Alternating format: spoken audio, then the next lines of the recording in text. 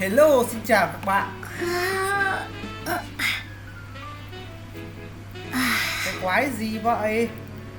Tại sao Lumin lại tại sao Lumin lại ngáp vào trong cái hiểm này chứ? Đây. Đấy, như anh em thấy là hôm nay chúng ta lại tiếp tục với IDEA ở đây. Ở trong cái series mới này. Chúng ta tiếp tục khám phá kèo cảnh này. Rất là hay luôn. Mà thực ra cái tập trong lúc tôi quay video này thì video cũng còn chưa cả dựng xong thôi, nhưng mà chúng ta cứ làm tiếp á. Đây, tôi sẽ gặp IDEA ở đây này. Rồi hôm nay chúng ta sẽ làm một ít ủy thác. Đấy. Với cái không vào thường xuyên như này thì cái việc chơi cái chúc phúc trở về nó cảm giác là một cách dễ hơn đấy. Nó còn là cách dễ hơn để kiếm cái vũ khí rèn này, hoặc là cái nhựa dễ vỡ này này. Nó rất là hay. Và hôm nay thì chúng ta sẽ làm ủy thác một chút. Hôm nay chúng ta sẽ đi nốt hai cái ngày, đi nốt màn 2 và màn 3 của sự kiện. Màn 1 nó rất dài nên là tôi cho nó riêng một phần. Đấy. Sau màn 2, màn 3 rồi chúng ta sẽ đi tiếp 3 quét thế giới ở trong này nữa. Bây giờ anh em chờ một tí để mình làm xong hết ủy thác với lại đi farm hổ một chút nhá.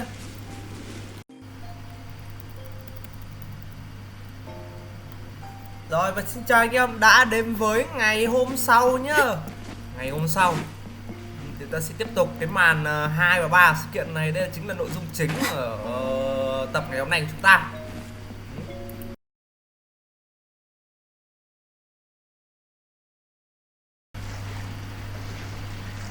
Với cái người thanh thể lực 240 cái này trò này là dễ, nhưng mà với anh em newbie thì cái thanh thể lực này là một cái thử thách gì đó.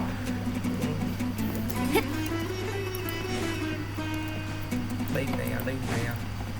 Ok. Nhảy qua thùng luôn, hình như không nhảy qua được luôn. Ok. Ủa? 37 Mora. Why? Chả lẽ có thằng nào lăn đùng ra chết à? Nào đi tiếp này. Chúng ta dùng con mèo thả đi cho nhanh ạ. Cách đi luôn. Ở trong thời gian giữa hai tập thì chúng ta cũng đi farm một xíu rồi. Đấy. Thật ác này đi nó không thường xuyên cho lắm. Đấy, tôi cũng phải tìm cái chủ đề anh em nói gì đó trong cái thời gian tiếp theo chứ.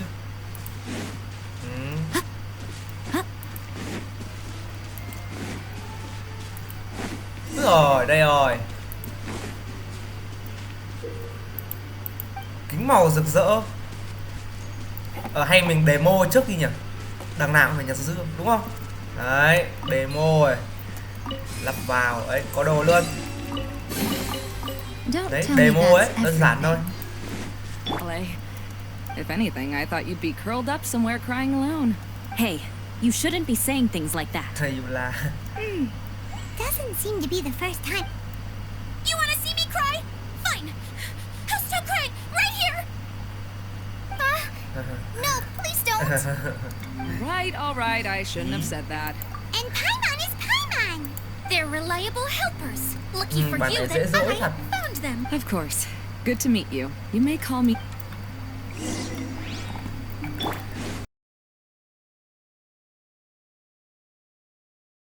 became a complete... Just when I was at my wit's end, a man from... Wait, he offered to help you? Yes, and he refused to listen to... And Yes? Yeah, don't leave us hanging. And that's it. He became Sao không trapped còn sau đó inside nữa? along with the Hydro Idol. Oh no, we have to do something. I know, but the situation inside... Just talking about it is a waste of time. Since we're already here, let's go and scout out the situation. All right, this way, please.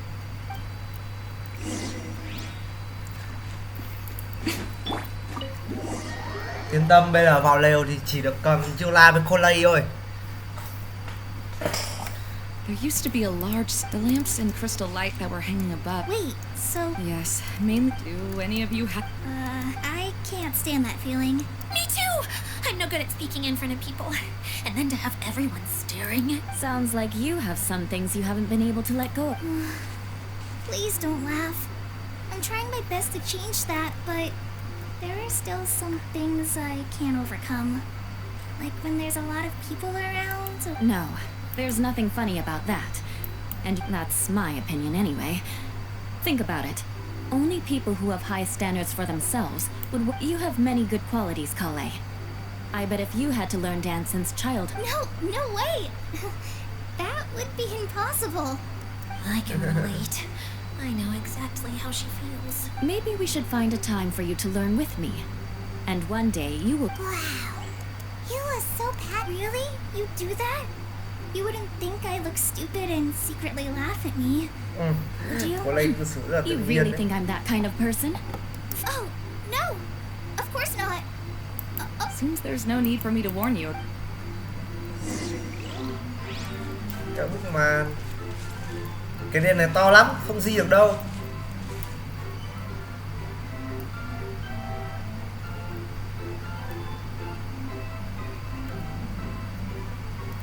Cái này là cái nhạc mà từ lúc mình bắt đầu vào ấy.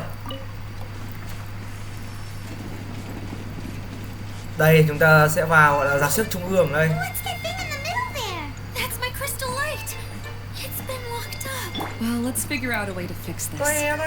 Looks like we need to raise the platform underneath the crystal light. If I remember correctly, the stage controls should be somewhere around here.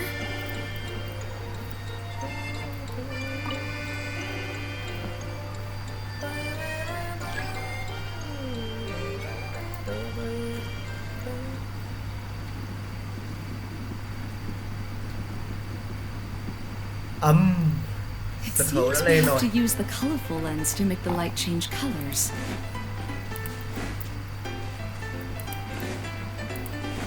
Nhật cái kính, tất nhiên sẽ có đỉnh ở đây nữa. Đây trong la rừng thông này, sẽ bàn hoi luôn. Đấy. Crush!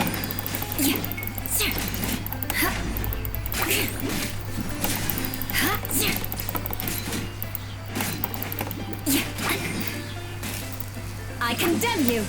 Rack and ruin!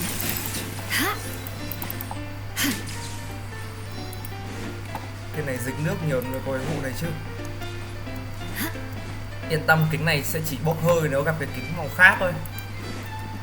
That's one way of shining new light on the problem. Hey, Maimuna?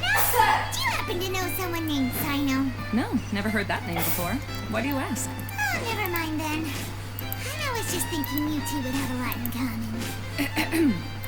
Back to the situation at hand. We should probably head into the Đây anh em passageway lút hết that nha. opens now. Có những trường hợp trên group họ đã thông báo là lút hết tất cả mọi thứ rồi mà trong Is anyone here? lút hết tất cả mọi thứ sử dụng cái vé kia rồi, cái công cụ tìm dương Lessic rồi mà Lawrence? vẫn bị thiếu một hai cái. Who are you? Lessic Lawrence. Who has the... You sure don't look like... Yep, he's a member of the law. You.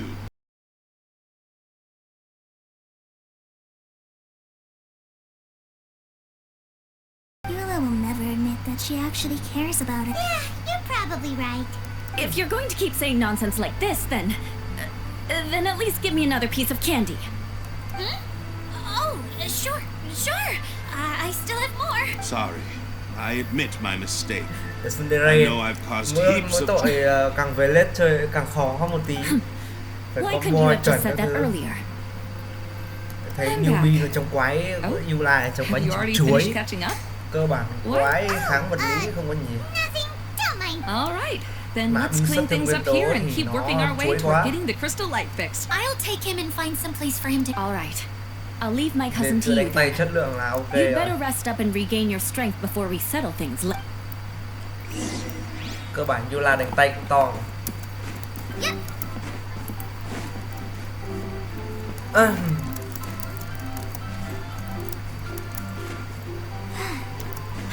Nhân nói hai nhân vật trong banner thì banner này thì nếu anh em kiểu bí quá anh em làm Yula cũng được, hoặc chờ banner sau. Chờ banner sau có Wanderer rồi, ngày kia có rồi này, 1 ngày 7 tiếng này. Now let's see if there's any way to keep raising the platform higher. We probably will need to find a mechanism that's like a lamp. Strange. Is that really the Lessig that I know? You shouldn't always judge people based on the way you knew them before. People change, and people can always make different choices. Có tới không? Chắc chắn là tới rồi.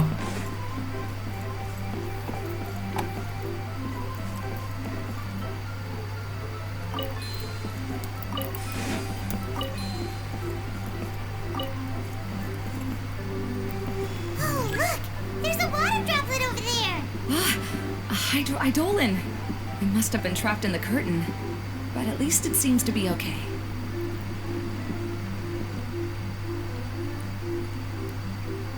Nó vẫy kìa. Ê, đi cổng nghe. Wow, hay đấy. Tôi sẽ chơi đi cổng này. Thấy không?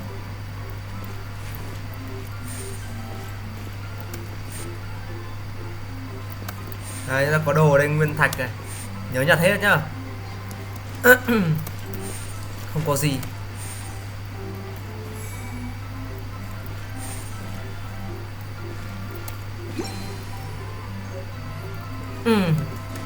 Ra rồi. Lắp kính lại tiếp tục có đồ.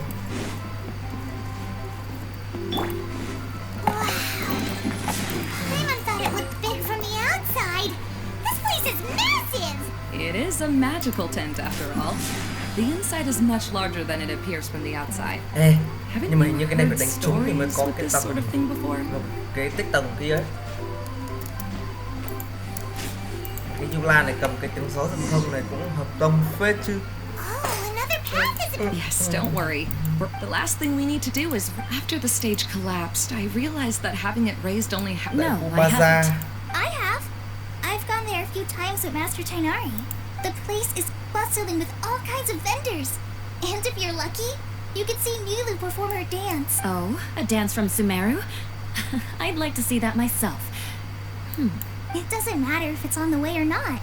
I would be happy to take you whenever you have time, Eula. Great. I'll take you up on that offer. Yeah! Now that Paimon thinks about it, Cái cô lấy lúc I've nào been cũng there thân more thiện với mọi times người than ấy. Paimon can remember. Really? My father used to help with festivities. I was just a kid and didn't Yes, understand same. anything. I was happy as long as he gave me some candy. To me, fairs and I always thought my father was amazing. And what But aren't you a scholar in the academia, Mimuna? I doubt you could have time to assist your father in preparing festivities. Yeah, seems you read me like a book. When I had the choice between becoming who I wanted to be and who my parents wanted me to be, I ended up choosing the latter. But That's almost the exact opposite of Eula. You must have already realized that. Why else would yes, but I realized that attending a fair, the main reason my childhood was so fun and carefree is because my family, but my father knew how difficult and tiring running a fair could be. But in the end, I gave up on myself and resorted to I finally had a chance to make my wish of running a fair come true. It's not as bad as you make it out to be, Mimuna. No need to feel so down. You have the courage to change. Someone who's given up on themselves could never do these. Oh, Kale. I understand my situation better than anyone. You don't. It's not that I'm trying to comfort you. It's just that people sometimes don't really believe me. This is something that I learned. Oh, what are you trying to say? Oh, nothing. Now, let's get that crystal light fixed. All right.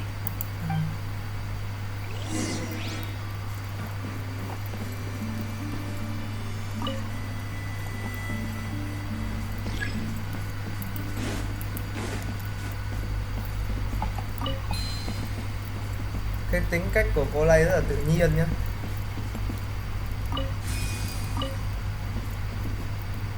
Nên nó thực sự là cái gì đấy mà mình có thể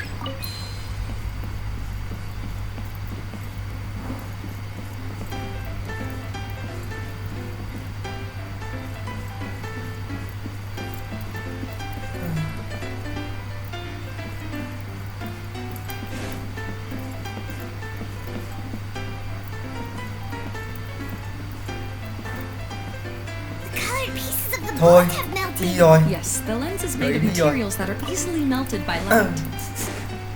Is it Đầu me tiên sang cái này or đã. do I smell something sweet here? Chúng ta sẽ phải đi cẩn thận đây.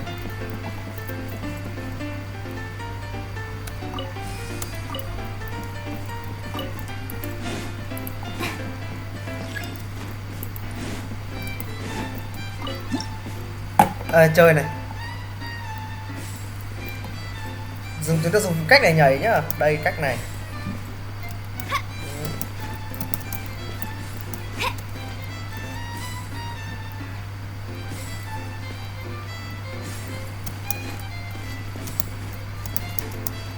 Đây, tuyệt vời. Không dính cái gì cả. Xoay. Good. Xong That rồi. should do it.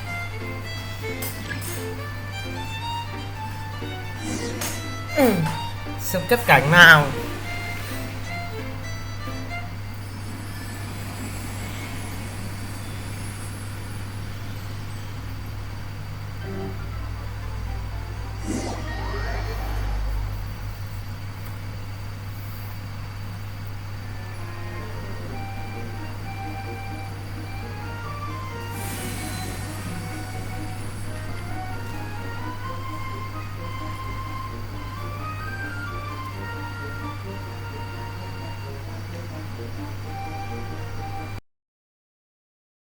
Like the trap. Only 40 times more reliable. 40 lần. That means I'm still pretty Chỉ good there. 40 lần. Nhiều khi nó chậm biếm thế nhỉ. I guess it's impossible to feel like you. What has happened? How did I get outside of the tent? That's right. Oh, you're awake now. I'm afraid I Chị đợi theo kiểu gì? Lessig Lawrence. Oh, it's you, Eula. All right, I'll... Interesting. Now you want to talk. Seems like you've had a change of heart. In that case, maybe you'll be able to I admit it. It was a long journey, and I didn't always know the way. But the peculiar thing is, I realize you and I are like glass ponds that were raised in shackles. We were taught to act like nobles, but such pompous, hateful, and stubborn teaching. It all culminated to making it's like a never-ending game of tug of war, but it is meaningless. Everything he said is true. Your family is probably Yes, this has all happened recently.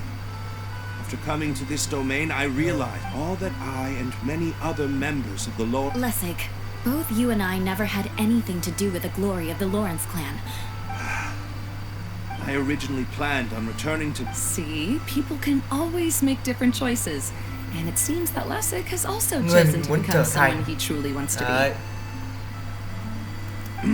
Yes, Người about ba mẹ that. muốn, người mà bố mẹ I'm mình afraid muốn, I hoặc haven't là quite người mình found muốn. my own Quá purpose trình in đấy life khác, yet.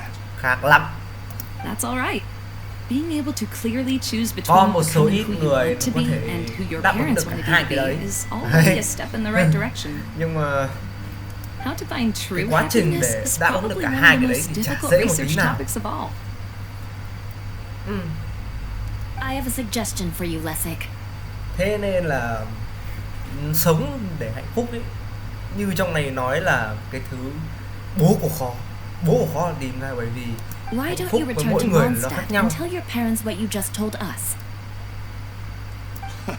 They'll probably try to... This is something that I've been thinking about. The Lawrence clan is just like this stage. It was what... She's so solid and tough, but also clear and open. Are you all done talking now? Yes, I think so. By the way, that is for Oh, it's one of the... Rồi, đây là hộp you kẹo. did. Oh, wait. It Đó là looks hộp kẹo. pretty familiar. Ah, right.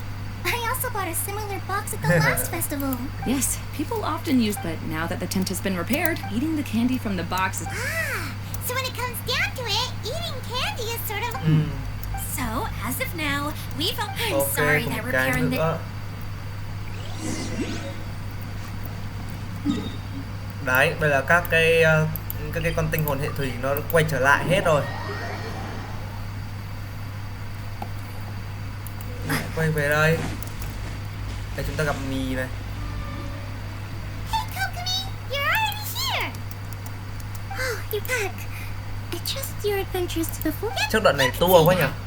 Well, I suppose it's time. The truth is that a relic known as recently.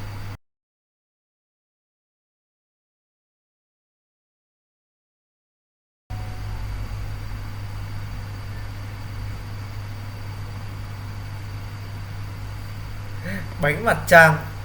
No, I made đây là something loại called bánh bình storm thường crust thôi. pie. You should try one, Đây, traveler. bánh gợn sóng. Đây là món đặc biệt của Yula nhá. Đây là món đặc biệt của Yula khi em có nhân vật này với em có nấu nướng nhá. Nấu từ món bánh mặt trăng. Đấy.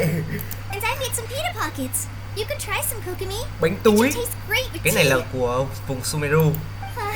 Sorry, I should call you General. Oh, I would be happy. By the way, Yula. Oh, him. Làm bánh. Ok, hết màn. Và từ màn 2 nhá, chúng ta sẽ mở được các cái trò chơi.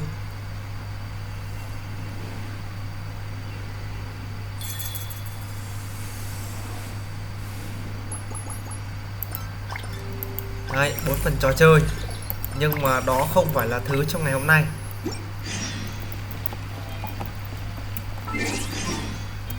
Tôi sẽ làm trước quét chính này. 8 đến 12 giờ.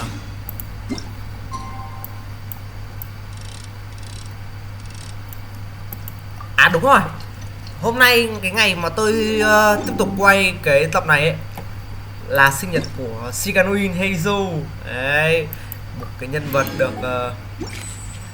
khá là nhiều người chờ đợi vì vì cái quả át sinh nhật cực kỳ gọi là hấp dẫn, quyến rũ của anh ta. Oh, it feels to be in charge. Rồi, gọi những nhân vật chính này. Hôm nay là Claire, Kaya với gọi là Mì, đó là những nhân vật chính rồi đấy. Hôm nay chúng ta sẽ đi tìm cái rạp hát. Đi từ đây sang, chúng ta sẽ bay từ trên xuống ấy. Đó. Hôm nay chúng ta sẽ đi tìm cái rạp hát nhá.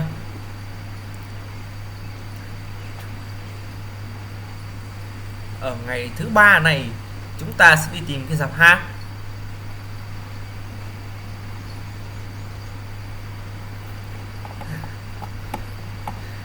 Ôi cũng run đấy, không biết với thanh thể lực bé tí này liệu có giúp chúng ta đến được ít nhất là đến một cái cầu ở dưới này không? Ôi dư rồi, may quá, vẫn dư. Mình hạ cánh ở đây cũng được này, hạ cánh đây.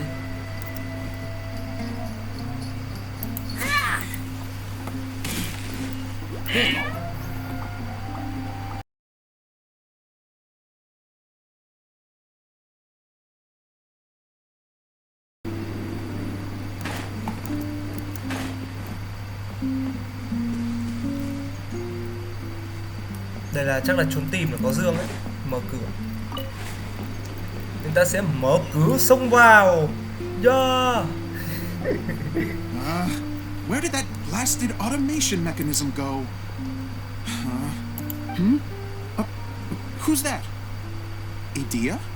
Yes, Sosimos. 'Tis I, Idea. How's that for a dramatic entrance? Cái này chắc là nếu mà để ra tiếng I Anh was sure buồn you'd cười be. lắm. Curled up in a fetal position, crying to yourself? Wow, what a fascinating little quá. creature. Did you just read my mind? Đúng là đọc vị thật. The name's Paimon? And no, Paimon's no mind reader. Just Chắc kiểu good, cái Indian này educated guess. nó dễ dỗi dễ khóc ấy. It seems everyone shares a similar opinion about you, Idea. Dễ dỗi dễ khóc dễ buồn kiểu thế. I knew from the start that a managerial role wasn't for me. But I found my true calling now. Mascot? Is that a new... Okay, enough about me. I'm just here to... Well, Director Zosimos, how do you pronounce this word? Let me see. Ah, that's sojourn. It means to stay for a while. This is a very cute moment, so let's make sure that comes through in the performance. Oh, wait. There's another word I don't know here.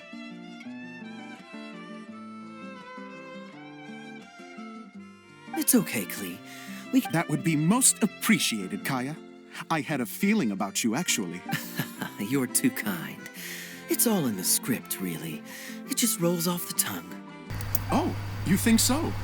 Well, you definitely have a knack for it. I've actually been Về looking cái out nhà for some of Alberic your thì talent. anh em làm nhiệm vụ trong 3 mặt If 6 I sẽ make biết it as a thôi. big-time Về director, sau kiểu gì chúng ta then I sẽ can làm. see us working together for the long term. What can I say? Great. Fantastic. If you need me for anything, Wonder what the theaters are like here. Let's go Mà check cái it anh out lồng while tiếng này everyone's cũng still getting ready. cái chất giọng với thần thái kiểu chị em kiểu mê mẩn lắm ấy. Lý bí này.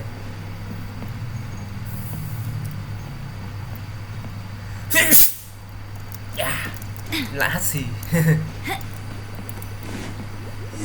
Chúng ta có đồ. Well, what do we have here? Chúng ta mở cửa đi ra. Đấy. Ta dùng con mèo ấy. Lee, by the way, could I ask you for your help with something? The one you only just finished writing? You lost it? Yeah. If it's not here, Cây bàn tông. but, No problem. Chúng ta không thể đi từ đây lên được. Gác đấy là một chỗ khác. Nhìn nhá.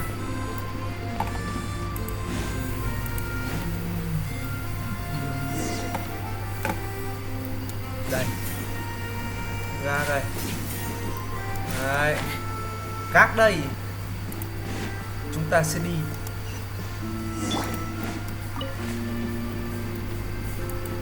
Whoa!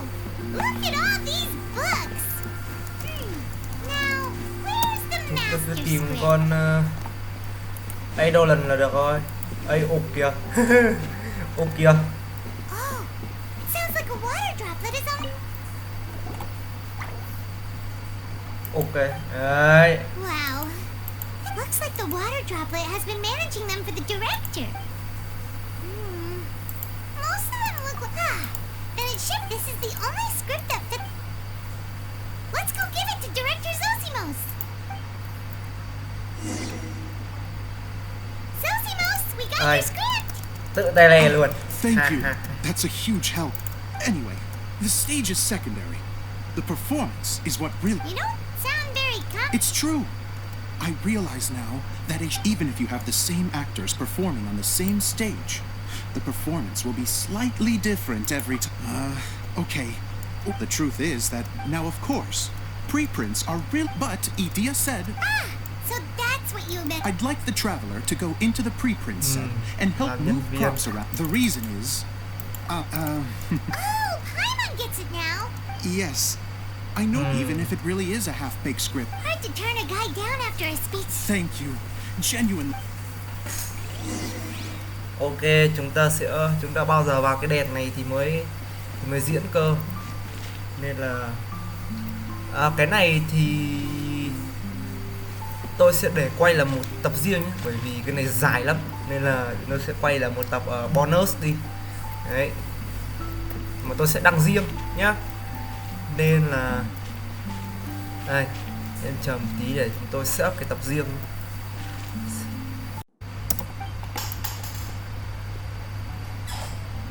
Yay, chúng ta có bộ đồ clear. This honorary night! Didn't I do great? I felt like I really won. Wow, great costume, Glee! As soon as Paimon saw your shadow, she thought straight away. Glee loves it! Thanks, Mr. Zosimos! Oh, wait, no! Mr. Director? Huh. No one's ever called me that before. Miss Dia said that she tailored it a little bit so it would fit me. Yeah, that's amazing! And it sounds like Adia did a great... It was nothing really. Just one of those, oh no, whatever shall I wear to the ball moments. Sewing comes in handy at times like that. So Drawing is an art in its own right. You're more talented. Really? Oh, I'm just gonna go for a second. Ý đỏ mặt kìa. Please, chat amongst yourselves. She gets embarrassed so easily.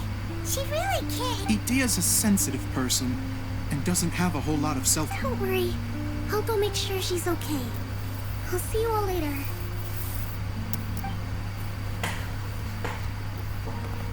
Ôi, mày So, nóng quá. what did you all think of the play? Huh? Uh-oh. Time to get serious. Oh, absolutely. I had the courage to ask. Okay, Paimon will go first. So, the dialogue at the beginning was pretty good, but it ran out of steam as the story went on. Paimon could tell that you ran out of inspiration somewhere along the way. The characters were honestly a little bit ridiculous. Paimon didn't get what you were trying to do. The moment anyone started to show any kind of Yes, all very good points, Paimon.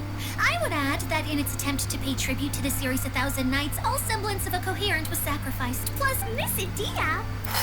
Oh, you know, I return like the tide when people start discussing something important. Huh.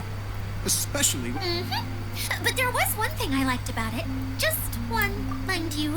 You think so? I thought I was led. Idea, could I borrow you for a moment? Oh, sure. Excuse me for a moment. Back to you, Paimon. Keep up the Phán good triệt tiếp. criticism. Ê, khó phết.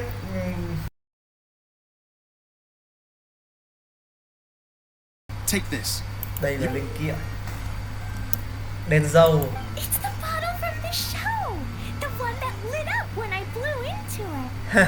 That's right. Can you guess the secret? Oh, maybe there's an invisible fairy inside. Đúng là trẻ con Opens mà. its eyes when you blow into it. Suy luận lúc nào nó cũng ngây ngô như thế à? Bingo! You guessed it. Mà nó lại đúng ạ. Hay thế nhở? The trick? Oh, wait. This needs Trên này tightening bóp up a thêm little. một chút. This outfit's more fashionable than I imagined. Excuse me, everyone. Do you have a moment? Especially you, Zosimos. Idea wants to do a... A dream come true. Yes. She said that as useless as she is, her words, not mine. I have to disagree, though. I have never thought of Idea as a... How is this suddenly about me? If everybody is ready, then I'd like to invite tonight's male lead Nam to chính take giờ the hôm nay stage. tiền. Yay. Đấy là cây A hoàng tử 34 nhá. Cái này ông Đình Hiển mà chắc là cái này ông Đình Hiển nhìn thấy chắc nhìn thấy hấp dẫn lắm đây. Kaya's turned into the real Dagger Bandit. How is me changing outfits supposed to make the director's day? It's just a prototype costume. Is he that easy to please? Don't be silly. If I know our director... Well, then I'm happy to oblige. Zosimos drew up countless designs and made a few prototypes before landing on this one. It just needed some tailoring to fit properly, so I made a few stitches here and there. I hope the result isn't a disappointment.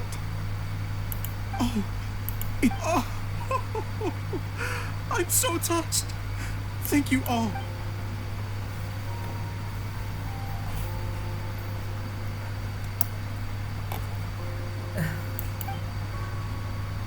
How are you doing? Đẫm nước mắt. Recovered? Oh, I'm good. Thank you again. Oh, please, don't mention it. Well, Can I keep wearing my... Please do. By all means. Ok. Both of you can... Yay! Kaya, keep Bộ này phải wearing mua more. nha anh em nhá. I agree with our mage. Sure. I think I can be Bộ a này phải bandit mua for a nhưng mà little bộ longer. của cây A nhìn thế nhưng mà đẹp lắm. Mỗi tội không có mấy ai Take chơi care, cây my A dear nữa. friends. Nhưng mà cây A cũng mạnh. Cây A mạnh này. Lên C6. Mỗi tội là rất khó để một cái nhân vật vào banner thưởng có thể lên C6. Khó phết. Nhưng mà tôi cũng từng chứng kiến những cây A C6 của ông Hiển rồi, mạnh vách cả build. Cái gai băng ông Miu toàn chục ca hấp dẫn vãi. Thêm một cái gai băng tưởng là bé nhưng mà cây cái gọi là cái khả năng của nó lại được đẩy lên. 4 cái gai cộng thêm một gai băng, có nghĩa là trong một cái hình tròn đấy, trong một cái vòng tròn nó nhiều gai băng hơn thì tốc độ mà cùng với tốc độ thì số lần hit sẽ nhiều hơn. Đấy, số lần hit nhiều hơn thì ứng với nó là đam to hơn, cấp ấn cũng tốt hơn, kiểu như thế. Nhìn cũng hay. Đây về cái lõi này. Oh, you learned calling. You got that before us. Yes. Để tóm tắt Idia had về the đúng rồi, wonderful để gift tóm send tắt us a cái câu message chuyện just as the đấy show was coming to an end. cho những bạn So we came nào back sở here to thích wait for you. thì câu chuyện này nó khá vụng. Đây là câu chuyện về đạo trích đang đi tìm một vệt sáng để gọi là cứu vương quốc của mình. Đấy. Câu chuyện này gọi là bị biến tấu đi rồi. Xong rồi gặp một tiên linh, rồi một tinh linh có cầm một cái bình. Tinh linh kể chuyện là cũng đi tìm loại sức mạnh có thể tìm được, có thể thực hiện được cái mong ước của mình. Đấy, xong rồi họ tìm được một cái bình, rồi cho nó, rồi ma nữ cho vào đấy một vệt lửa, nó có thể thực hiện được ước muốn ở ngoài bình một lần, còn lại thì ở trong bình thực hiện vẫn được. Đấy, thế xong rồi cái tên tinh linh, cái bà tinh linh kia bà ước là tìm đến nơi mà không ai có thể tìm ra. Thì toại nguyện đấy, nhưng mà đen cái là ông đạo trích ông lại tìm được ra. Đấy, thế nên là ông đạo trích ông nhờ cái tinh linh đấy ấy, cho vào cái bình một vệt sáng để thực hiện cái mong muốn của nó, để soi sáng cho vương quốc của cái tay đạo trích. Nhưng mà câu chuyện này khá cột ngủn và bị biến tấu đi khá nhiều. Các bạn chỉ có thể thực sự hiểu về cái câu chuyện này khi mà làm đến cái khúc này thôi. How is Lessig doing? He finished all the maintenance work, but it took a lot out of him. Oh, Consider it his atonement. if you say so. Okay. Isn't this where we first... Correct. The core of the Valerian Mirage is the largest. Whoa, so Ok, everything we tất see cả was đều là ảo created ảnh. by this? So to fix it, Nó mới gọi là same process ảo as cảnh. usual, right? Exactly. What? It's hard to forget after doing it so many times. Let's get going. Yay! Đây là bước cuối, nhưng mà The nó không phải hub bước consists of cuối. these components. All you need to do is place them onto the foundation in the right shape. The right shape. Để đến lúc end quest thì mình sẽ gọi là Oh, don't worry about đến it. lúc quan trọng đấy. Close enough will do. As long- Mình sẽ nói đây theo thứ tự logic, chúng ta sẽ cần để ở đây là dây leo này. Đấy. Ở giữa là cái vòng, là cái hộp kẹo tương với cái bánh răng. Ở dưới là cái này tương đương với cái đế. Đấy, đủ rồi. We did it! But why isn't it turning? The components are back in the core, and the hub is That's all we needed to do. Like any wound, it just... Really? I thought that with your special abilities, you could get it turning again right away. Có vẻ anh cầy đã nhận ra cái gì đó rồi. What? All of us are dying to see it. Not just how the domain looks when it's fixed, but also Idia and her Đây. element. Ở tập trước ấy, tôi đã nói với các bạn là I want to see Idia using her magic powers. cô gái này là cao thủ giấu nghề. What are you guys talking about? And how is Clean on? They're referring to our mascot's true form. As I've said all along, there's much more to Idia than she gives herself credit for. Did you notice right away, General? So our general was the first to notice. It seems like she's more perceptive than... I'd say the Quân same sư. about you, Kaya. Có khả năng phân tích thứ ấy. All of you? No?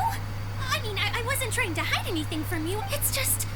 For people who stumble upon this place by accident, I think my current form is more approachable than my true... What? What is it? And whatever it is, how the heck does everyone know about it? Well, for one thing, I sensed elemental energy in the residents here.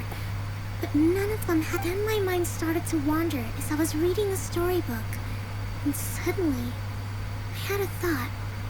Ồ, lúc Since xem I tiểu drew thuyết. Dolan, You hit the nail on the head. All right. In that case, please allow me to introduce myself once more. Thế mới nói là cái trí tưởng tượng bay bổng đôi khi nó sẽ giúp, nó sẽ có ích cho mình trong việc nó phát hiện ra cái gì đó. Nên là những kiến thức trong chuyện thì nó cũng không hẳn là nó vô ích 100% đâu, kể cả là chuyện giả tưởng. Rồi. Yeah, một cái tinh linh nước này. Who was exiled here when the Ocean former Lit. Hydro Archon passed away. My name is Adia. wow, Adia, you're so pretty. Now that I'm in my true form, I suddenly feel a little embarrassed talking to you all. You look stunning. You should be flaunting this look at every opportunity. Oh, come on. I'm too shy. Wait, so does this mean that all the people we met Đây, here bây giờ tôi are mới nói cho actually các bạn nghe về chân tướng của câu chuyện. Câu chuyện này thực sự nói về cái tay tinh linh nước trong tên India. Đấy. Bà, nếu chúng ta tham chiếu nhé, bà ma nữ ở đây ấy, Claire đóng ấy là Alice. Hợp lý vãi, bởi vì Clee cũng là hậu thế của Alice mà. Clee cũng là kiểu con cháu, kiểu đời tiếp theo của Alice mà. Đấy. India là cái cô tiểu thư, một cô tinh linh kia, còn đạo trích là người Guessing that the random human vào. counterparts to these hydro alter egos are long gone. Thực ra ấy, đúng như nói là cái bình có thể hiện ước mơ trong bình, và với cái suy nghĩ là vào nơi mà người khác không thể tìm thấy nữa ấy, thì bà Alice đã dẫn cái tinh linh này vào trong bình. Đấy, vào trong bình không ai tìm ra nữa, đúng không? Thế nhưng mà ấy, người ta lại, nhưng mà nói nào nhỉ, chỉ bạn này vào trong bình là thực hiện ước, là chính là cái ước mơ ngoài bình ấy.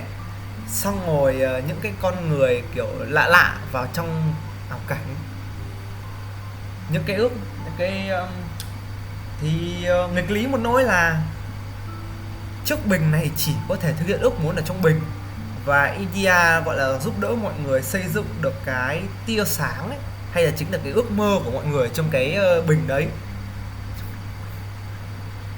Nhưng mà như vừa nãy ấy, chỉ thực hiện được ước mơ ở trong bình thôi. When they wanted to leave, Khi mà muốn rời thì India sẽ cho rời. Đấy. Nhưng mà ước mơ thì không thể mang, thì tia sáng đấy thì không thể mang theo nữa, bởi vì nó ở trong bình rồi, không mang ra được nữa. the components are in Đấy. fact gifts that they gave to me before they left. Nên là But toàn I'm quà always tặng thôi. curious about what brings people here. So I used the streaming projector to bring their wishes Thực to ra những life. cái thứ mà chúng ta trải nghiệm ở trong đây ấy, chính là ước mơ của những con người gửi gắm vào trong này. Exactly. Nó chỉ giới hạn trong bình thôi. Extraordinary light. I just realized something. When the Cái kèm components với fell from câu the core, it appeared tuyệt hảo as luôn. if they had returned to it was after the components landed where they did. So now that the components have... Don't worry, they'll be quite safe as long as I remember them. Chỉ cần tôi không quen họ. Đấy, các bạn nghe quen không? Aranyaka đấy. Cái này chắc chắn chúng ta về sau chúng ta sẽ làm thôi. Cái này dài lắm, và cái mô típ của nó cũng giống như cái này ấy. However much we might criticize each other or get into scuffle, I had so much fun in the choo-choo cart and hanging out with Choo-choo Mr. cart. Director. Me neither.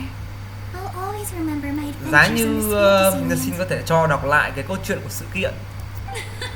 very good. This one's all yours, Adia, our magical mascot. Please work.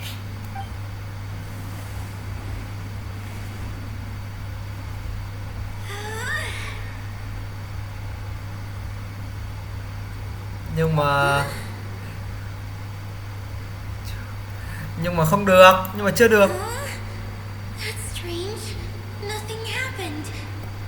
lost some power Có because thể of the giải thích là do bạn ấy dễ ngượng quá, không phát huy tối đa công lực ấy. Oh, crumbs. Not now.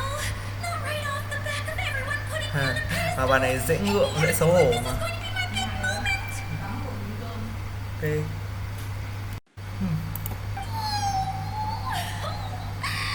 Someone get me a bottle. I'm hiding myself away. See you in 100 years. Lại là trốn 100 năm ạ. Tôi rất ấn tượng với cái AI nhá. Rất ấn tượng quả trốn 100 năm. Mà tại sao không phải trốn 2 triệu năm nhỉ? Ở đó rất nhiều nước mà. Trốn 2 triệu năm để bỏ rất nhiều nước luôn. Đấy.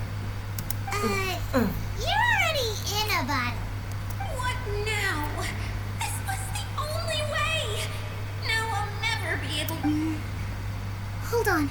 I have an idea. Yes, General Sangonomiya. I'm all. If it's okay with you, would you let me borrow the Shinro casket from the domain's core? Ah, the Shinro casket. That sound here. Is this it? Wow! A huge shell! It's the relic that Kokomi mentioned earlier! Ai? Cổ It vật. was once a ritual vessel used for making offerings in the Molon Shrine. Several centuries ago, the relic was lost when the last prefect of Yashiori died. The pearl that goes with it should be able to sense the casket's location. But when... Huh? Well, imagine it was a sound instead of light. If the room is too big, you can't hear anything from outside. Oh! I get it now. The shell must have been having too much Vẫn là fun cà lê à? one day. Yeah. And I understand now too. The core has been wearing out recently. That's why. To get back to the story, without the offer, yet countless people who have visited this domain. Wow. I never knew this thing was so powerful. It is. But It's simple.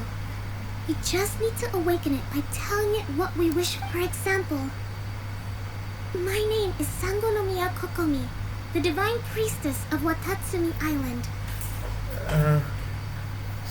And my wish is to use my critical thinking and strategic idea. me? My wish is that all those who have sojourned to the Veluria Mirage in the past will achieve what they truly wish for. Not even though I know full well that trying to build a railway in the outside world is just a pipe dream, and that Mimuna will probably just... And I know that Zosimos has a lot of improving to do as a playwright. It's going to be tough for him back in Fontaine. Despite all of that, somehow, someday, they will achieve their dreams. Rồi xem cất cánh.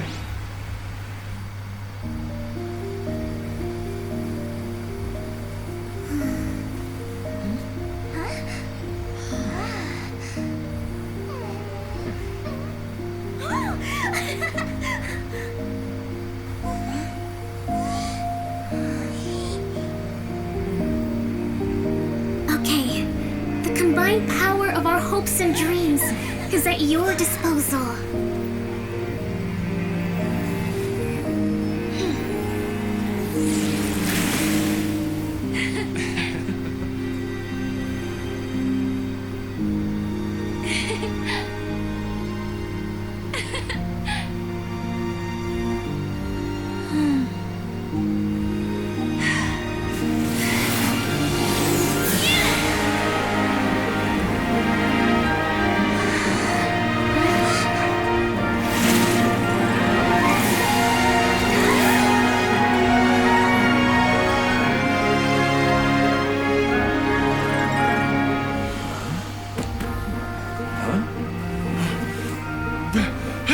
Look! The wheel's been fixed!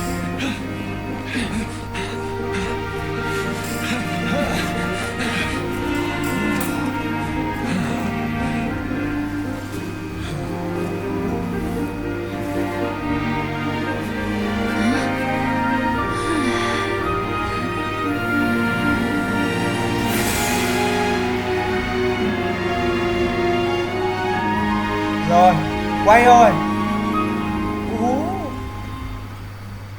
Xong cả làng lại đi rồi.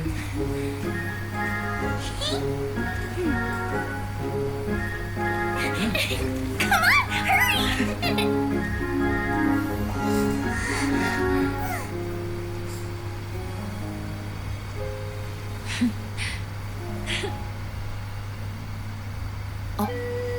What's the matter, Clee? I suddenly have loads and loads of more wishes. I want to ride the choo-choo car again and look down from up on top of the big wheel. Is there a way to get up on top of the wheel, India? There is a way, but there's only space for a very... That's okay. I can go up by myself. But it'd be more fun with Miss Honorary Knight. Are we sure about this? It's so high. What happens if we fall off? Mà vẫn đang bay. But Paimon's just worried. Don't worry, I'll be there to make sure no... Rồi. Khép lại cái nhiệm vụ thì chúng ta sẽ nhảy lên cái này.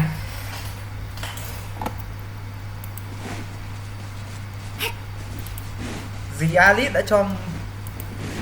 đã cho tinh linh nhỏ một cơ hội để thực hiện ước mơ của người khác.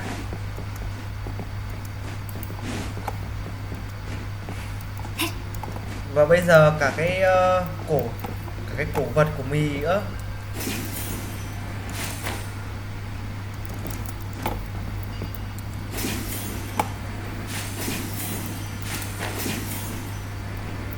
Nhiều khi này chúng ta có cái rừng hiếm này này. Đọc. Ok. Chúng ta mở rừng hiếm rồi nhá. Vị trí cao nhất của cái này, thật là không phải cao nhất. Mà thực ra series này nó cũng giống như cái cách mà chúng ta tạo ra cảnh ấy.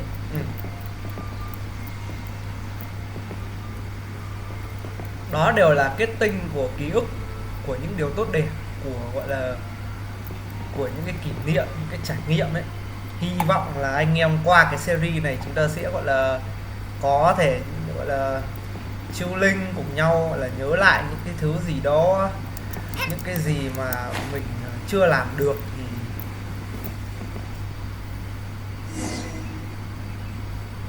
những cái gì mình chưa làm được ấy thì mình có thể xem lại. Đấy, biết đâu chúng ta sẽ làm được. Những cái gì chúng ta gọi là nuối tiếc khi mà cái thời tân thủ đã qua ấy thì anh em có thể gọi là tìm lại ở đây được. Và nếu là một nơi để chill linh thì well cũng tuyệt vời chứ.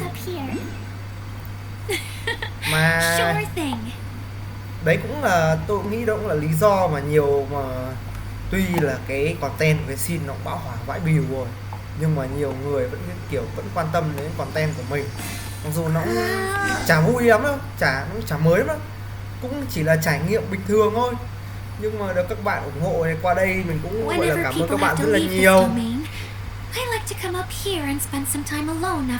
Và bây giờ chúng ta xem cái cô bé tinh linh này hàn huyên tí trước khi chúng ta kết thúc nhiệm vụ, cũng là kết thúc cái tập ngày hôm nay. They're always overjoyed when they first arrive and start bringing their imaginations to life. But once they realize that they can't take anything home with them, they get upset. Some of them can't bear to leave. Do you ever get sad, India? I feel lonely at times, but not sad. A lot of people destroy everything they created before leaving. Before they left, they asked me to make replicas of themselves using hydro-eidolons. Then they tasked these replicas with... That's beautiful. Yeah. I don't know how they're faring in the outside world, but just the thought that one day they might achieve their dreams, and it feels like I'm here waiting for them in the future, where they've achieved everything they wanted. Really? I just think that every dream, every wish is like a flame in a bottle.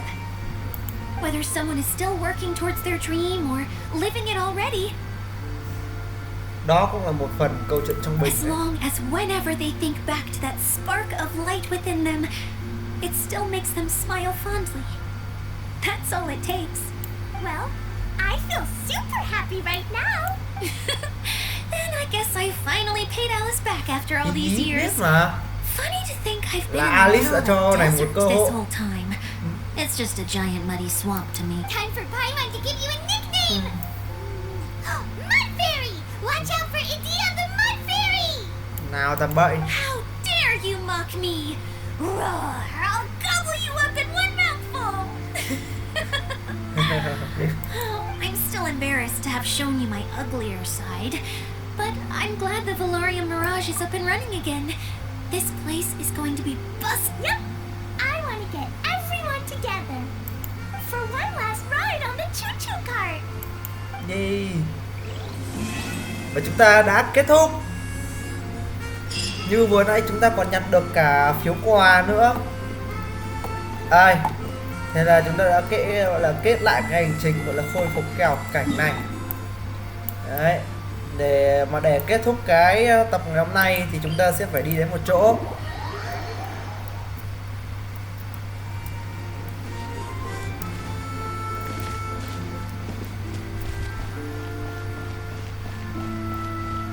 Cái này nó là ấy thôi.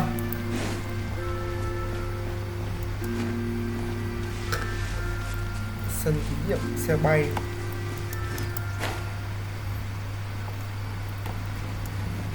Đây, tinh linh nước ở đây nó hiền hòa lắm, không giống như cái bà tinh linh nước ở kinh sách ấy, lúc nào cũng đạo lý thôi. Đây chúng ta có thể ngồi nói chuyện mọi người này. Đây, đấy, chúng ta cần phải kiếm cái cô này để quay kết cho video chứ. Đây chính là một cái ghost quest mà chúng ta sẽ phải đi làm ở trong đây ấy.